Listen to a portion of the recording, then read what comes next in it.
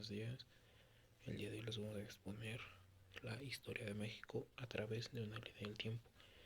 Comenzaremos con el periodo preclásico que abarcó de 2500 a 2000 después de Cristo, y en ello se dieron la creación de la cultura teotihuacana de 150 a 750, creación de la cultura maya de 200 a 900 después de Cristo.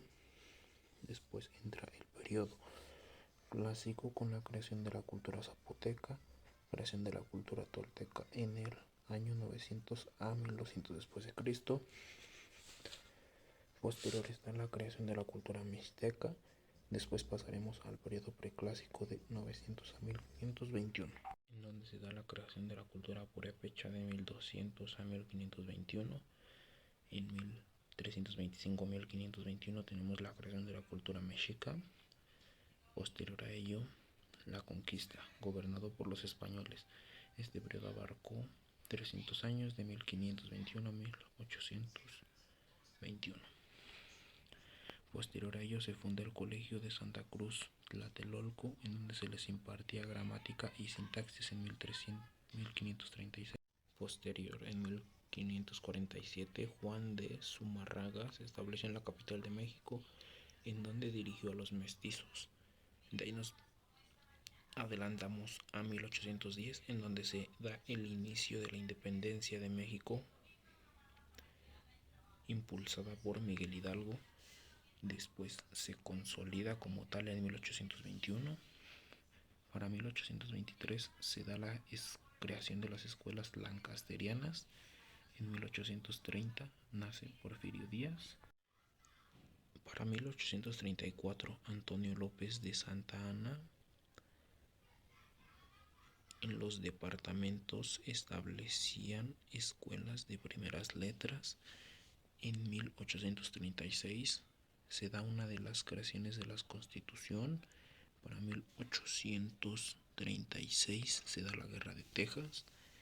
En 1847 la capital del país fue tomada por extranjeros. Como consecuencia, México perdió más de la mitad de su territorio, lo que anteriormente se conocía como Nuevo México. Para 1854 se da el Plan de Ayutla. 4 años después se da la Guerra de Reforma, y un año posterior, 1859, se dan las leyes de reforma, en donde se da la separación iglesia-estado, que dejó bastantes muertos y un gran problema para la sociedad en ese entonces. En lo particular fue de gran ayuda. Para 1952 se da la Batalla de Puebla, y en 1867 Benito Juárez lucharía porque la educación fuera como lo es hoy en día, obligatoria, gratuita y laica. En 1871 se da la sublevación de Porfirio Díaz, para posteriormente entrar en el Porfiriato, que dicho periodo abarcó de 1877 a 1911, y durante este lapso de tiempo se dieron acontecimientos como fue desarrollada la educación pública sostenida 81 escuelas en 1882. Para 1888 se consigna la institución primaria elemental, la cual sería obligatoria, gratuita y laica. Para 1904, Porfirio Díaz anunció que había 523 escuelas primarias de primero a sexto, con una población de 65.024 alumnos.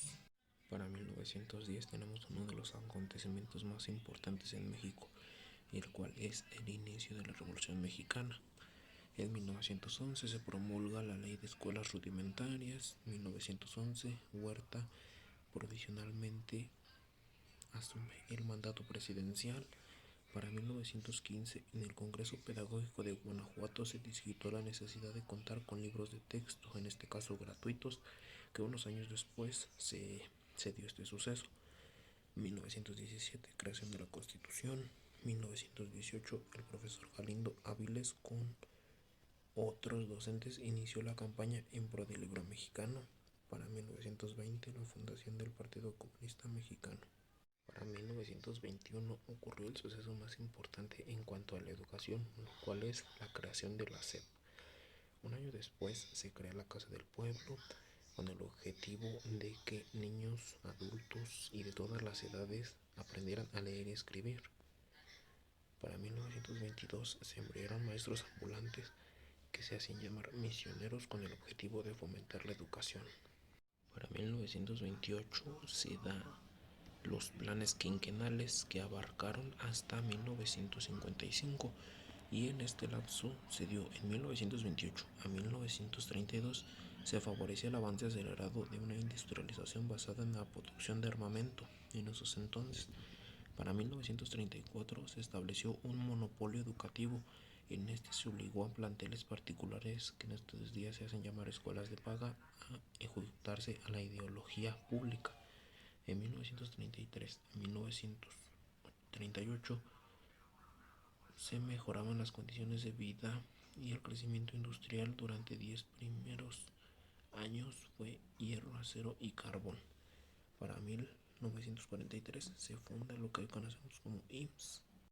Ahora empezaremos con los sexenios de los presidentes que ha tenido México a través de sus años. Entre los primeros está Adolfo López Mateos de 1958 a 1964.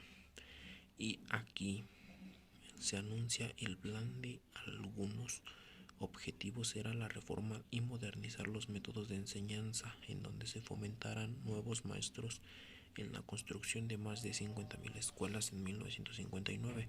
En el mismo año se crea la CONALITEC, con el objetivo de fijar un apego a la metodología y los programas respectivos. Para 1964 se da el sexenio de Gustavo Díaz Ordaz, en donde en 1965 se comenzó la educación mediante la televisión. Para 1968 se da la fundación de las telesecundarias. Un evento lamentable es en 1968, donde se da la matanza de Tlatelolco. Posterior pasaremos al sexenio de Luis Echeverría, de 1970 a 1976. En 1973, el 19 de septiembre, se da la fundación del Colegio de Bachilleres con el objetivo de compartir la enseñanza media y superior en modalidad escolarizada y no escolarizada. En 1973, el 17 de diciembre, se funda la Universidad Autónoma de México, con el objetivo de fomentar la cultura y la independencia científica. Para 1974 se funda la Universidad Autónoma de Chihuahua, con el objetivo de satisfacer las necesidades de la agricultura nacional y regional, de los entornos ecológicos, naturales, técnico, económico y social. Posterior pasaremos al sexenio de José López Portillo, en el periodo 1976 a 1982. En este transcurso se fundó la Universidad Politécnica Nacional en 1978. Para 1980 se modificó el artículo constitucional y se le dio autonomía a las universidades. Para 1981 se modificó la creación de las subsecretarías de la SEP.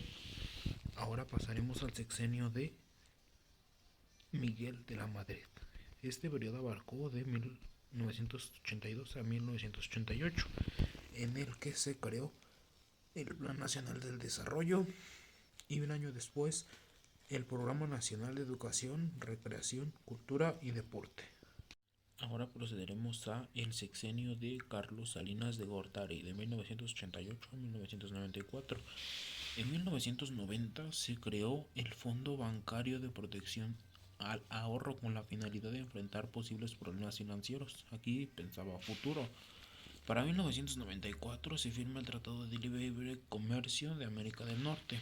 Ahora, en el sexenio de Ernesto Zedillo Ponce, en el periodo de 1994 al 2000, durante este lapso, en 1994 se creó el Acuerdo para la Modernización de la Escuela Básica.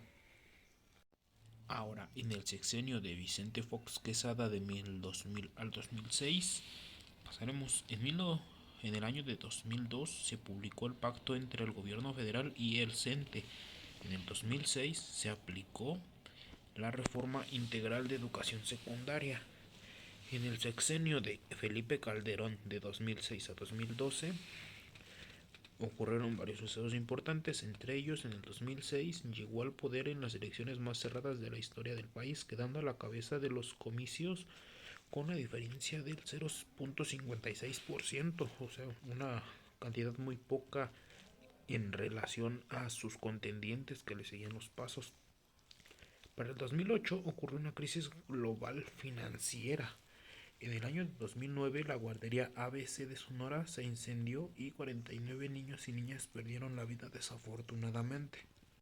Y finalizaremos con el sexenio de Enrique Peña Nieto, en el que en el 2012 el presidente anunció las primeras 13 decisiones de una reforma educativa. Para el 2013-2014 impulsó las reformas fiscales, financieras, de competencia, energética y educativa. Y por último, en el 2015 estipula que los 43 normalistas desaparecidos en Ayotzinapa dice que fueron arrestados un año antes por policías corruptos en Iguala Guerrero y al cártel Guerreros Unidos fueron entregados estos individuos. Básicamente eso fue todo en base a la historia de México. Fue un poco extensa, pero la verdad considero que es bastante importante, ya que empezamos desde la creación de las culturas, la creación de la SEP y los diferentes acontecimientos ocurridos en los sexenios de los presidentes. Esto para analizar cómo surgió y cómo se van entrelazando sexenio tras sexenio.